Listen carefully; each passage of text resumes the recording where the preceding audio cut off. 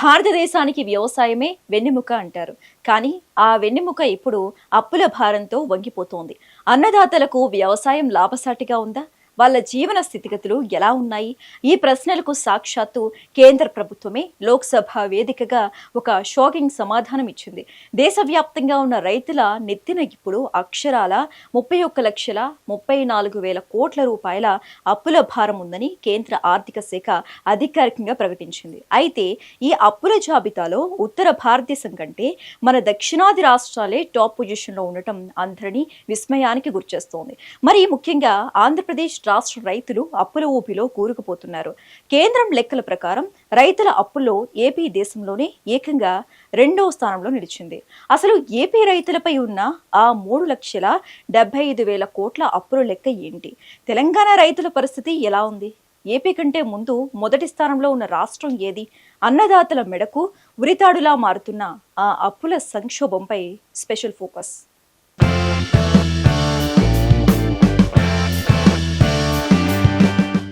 మన దేశంలో రైతులు పండించే పంటకు సరైన మద్దతు ధర దక్కకపోవడం, ప్రకృతి వైపరీత్యాలు, పెరిగిన పెట్టుబడి ఖర్చులు ఇవన్నీ అన్నదాతలను ఆర్థికంగా ఎంతలా కుంగదీస్తున్నాయో కేంద్రం వెల్లడించిన తాజా లెక్కలే స్పష్టం చేస్తున్నాయి.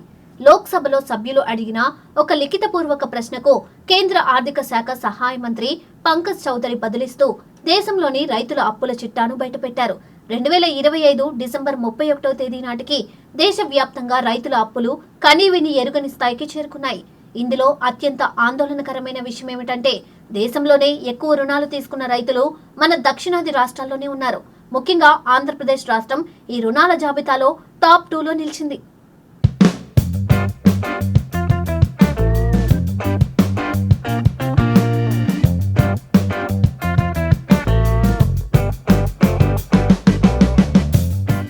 కేంద్ర ప్రభుత్వం లోక్సభలో వెల్లడించిన అధికారిక గణాంకాల ప్రకారం దేశవ్యాప్తంగా రైతుల మొత్తం రుణాలు ఏకంగా 31,34,000 కోట్లకు నమోదయ్యాయి.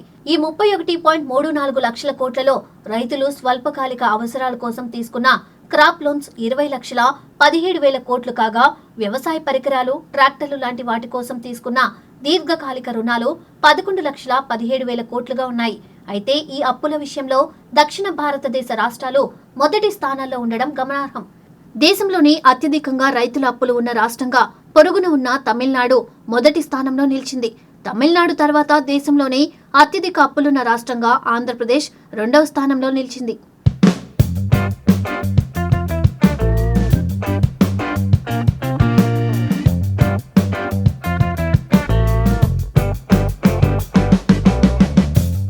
కేంద్ర గణాంకాల ప్రకారం 2025 డిసెంబర్ 31 నాటికి ఏపీ రైతులపై మొత్తం 3,75,254 కోట్ల భారీ అప్పు ఉంది. ఇందులో పంట రుణాలు 2 లక్షల కోట్లు కాగా, మిగిలిన 1,73,000 కోట్లు టర్మ్ లోన్లుగా రికార్డయ్యాయి.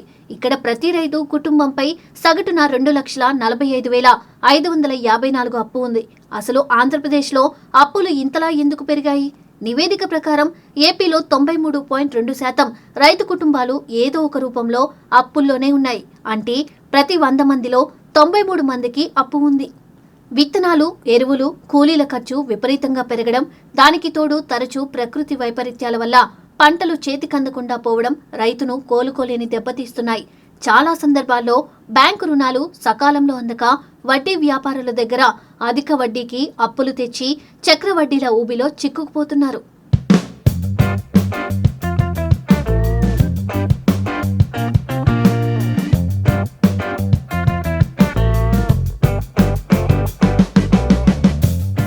తెలంగాణలో కూడా అన్నదాతలపై రుణభారం విపరీతంగానే ఉంది. తెలంగాణ రైతులపై మొత్తం 1,75,960 కోట్ల అప్పుల భారం ఉందని కేంద్రం తెలిపింది. ఇందులో 95,167 కోట్లు పంట రుణాల రూపంలో ఉండగా, 80,792 కోట్లు టర్మ్ లోన్ల కింద ఉన్నాయి. తెలంగాణలో కూడా ఒక్కో రైతు కుటుంబంపై సగటున 1,52,113 కోట్ల అప్పు ఉన్నట్లు కేంద్రం తెలిపింది. కేంద్రం తెలిపిన గణాంకాల ప్రకారం రైతులపై ఈ స్థాయిలో రుణభారం పెరుగుతూ ఉండడం వ్యవసాయ రంగానికి తీవ్ర ఆందోళన కలిగించే విషయమని ఆర్థిక నిపుణులు చెబుతున్నారు. అప్పులు పెరిగిపోవడం అంటే వ్యవసాయం లాభసాటిగా లేదని అర్థమని వివరిస్తున్నారు.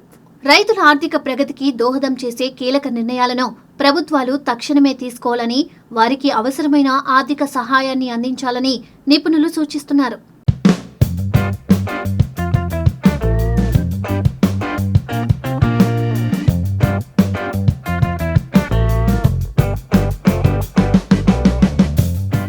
దక్షిణాది రాష్ట్రాల్లో బ్యాంకుల ద్వారా రుణాలు పొందుతున్న వారి సంఖ్య ఎక్కువే ఉన్నా ఆ మొత్తం పెట్టుబడికి సరిపోకపోవడంతో ప్రైవేటు అప్పులు చేయక తప్పని పరిస్థితి నెలకొంది.